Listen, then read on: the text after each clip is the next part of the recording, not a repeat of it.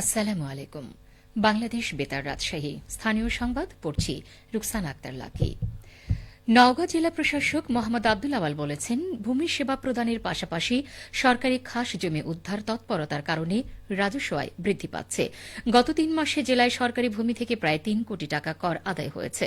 তিনি আজ দুপুরে নওগাঁ সদর ভূমি অফিস পরিদর্শনে এসব কথা বলেন। তিনি আরও বলেন, বেদখলে খাস জলাশয়, পুকুর ও দিঘি উদ্ধার করে সেগুলো স্থানীয় সুবিধাবঞ্চিত মানুষের উন্নয়নে কাজে লাগানো হচ্ছে। এতে দারিদ্র্যতা কমবে বলে আশা ব্যক্ত করেন। এ সময় তিনি ভূমি উন্নয়ন কর আদায়, নামজারি, মিসকেস নিষ্পত্তি ও অন্যান্য নাগরিক সেবা প্রদান কার্যক্রমের খোঁজ খবর নেন এবং কর্মকর্তাদের প্রতি বিভিন্ন দিক নির্দেশনা প্রদান করেন। পরিদর্শনকালে সংশ্লিষ্ট কর্মকর্তারা উপস্থিত ছিলেন। রাজশাহী প্রকৌশল ও প্রযুক্তি বিশ্ববিদ্যালয় রুয়েটে গবেষণা ও সম্প্রসারণ দপ্তরের অধীনে পরিচালিত ২০২৪-২৫ অর্থ বছরে চলমান গবেষণা প্রকল্পসমূহের পরিচালকগণের অগ্রগতি বিষয়ক সেমিনার অনুষ্ঠিত হয়েছে। আজ সকালে কম্পিউটার সায়েন্স অ্যান্ড ইঞ্জিনিয়ারিং বিভাগের কনফারেন্স রুমে এই অনুষ্ঠানের আয়োজন করা হয়। এতে প্রধান অতিথি হিসেবে বক্তব্য রাখেন তড়িৎ ও কম্পিউটার কৌশল অনুষদের ডিন এবং চলতি দায়িত্বপ্রাপ্ত উপাচার্য অধ্যাপক ড রবিউল ইসলাম।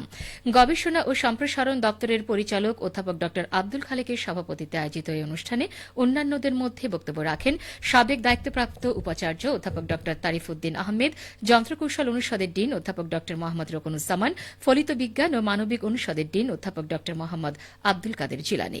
সেমিনারে ৭৩টি প্রকল্পের পরিচালক ২০২৪-২৫ অর্থ বছরে তাদের চলমান গবেষণা প্রকল্পসমূহের সর্বশেষ অগ্রগতির বিষয়ে প্রতিবেদন উপস্থাপন করেন। চাঁদাবাজি ও বিস্ফোরক মামলায় সিরাজগঞ্জ ৬ আসনের সাবেক সংসদ সদস্য চয়ন ইসলাম ও তার স্ত্রীকে কারাগারে পাঠিয়েছে আদালত।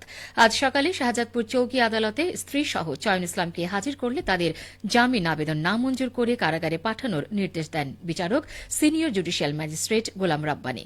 শাহজাদপুর থানার ভারপ্রাপ্ত কর্মকর্তা আসলাম আলী এ তথ্য নিশ্চিত করে জানান, চাঁদাবাজি ও বিস্ফোরক মামলায় চয়ন ইসলামকে গ্রেফতার দেখিয়ে আদালতে প্রেরণ করে পুলিশ। পরে আদালতের বিচারক তাদের জামিন নামঞ্জুর করে কারাগারে পাঠানোর নির্দেশ দেন। এদিকে রাজশাহী মহানগরীতে ডেভিল হান্ট অপারেশনে গত ২৪ ঘণ্টায় ৩ জনকে গ্রেপ্তার করা হয়েছে। আরএমপির মুখপাত্র ও অতিরিক্ত উপপুলিশ কমিশনার সাবিনা ইয়াসমিন জানান, সারা দেশের ন্যায় রাজশাহী মহানগরীতে অস্থিতিশীলতা সৃষ্টি প্রতিরোধে অপারেশন ডেভিল হান্ট চলছে। গত ২৪ ঘণ্টায় মহানগরীর বিভিন্ন স্থানে অভিযান চালিয়ে বৈষম্য বিরোধী ছাত্র আন্দোলনে হামলা, বিস্ফোরণ ঘটানো, সন্ত্রাসী কর্মকাণ্ড ও অন্যান্য অপরাধের অভিযোগে ৩ জন গ্রেপ্তার হয়। গ্রেপ্তারকৃতরা হল রাজশাহী মহানগর ১৩ নম্বর ওয়ার্ড যুবলীগের সাবেক সাংগঠনিক সম্পাদক সুমন, কাশিয়াডাঙ্গা থানা যুব মৈত্রীর সাবেক আহ্বায়ক হাফিজুর রহমান সাগর ও ছাত্রলীগ কর্মী আতিকুর রহমান। এছাড়াও আরএমপির নিয়মিত অভিযানে ২৪ জন গ্রেপ্তার হয়েছে, যার মধ্যে মাদক মামলায় ৪ জন, ওয়ারেন্টভুক্ত ৬ জন এবং অন্যান্য অপরাধে ১৪ জন। প্রতিবন্ধী সেবা ও সাহায্য কেন্দ্র নাটোর জেলায় প্রতিবন্ধী ব্যক্তিদের মাঝে বিনামূল্যে বিভিন্ন সহায়ক উপকরণ বিতরণ করা হয়েছে।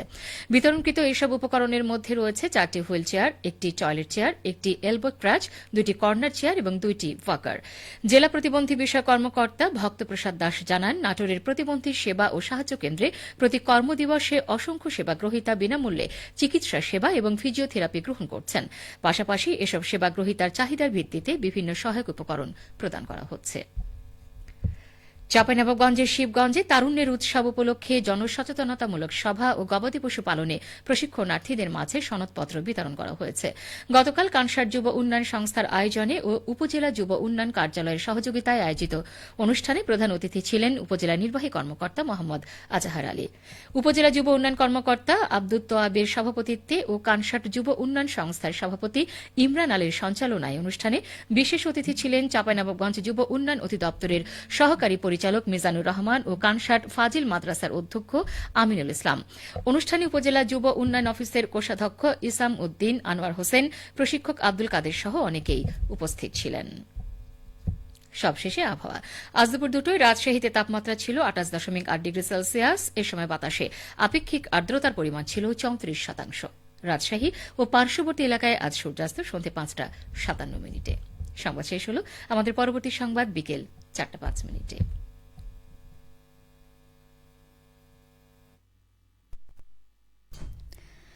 শ্রোতাবন্ধু, ঢাকা থেকে প্রচারিত বাংলা সংবাদ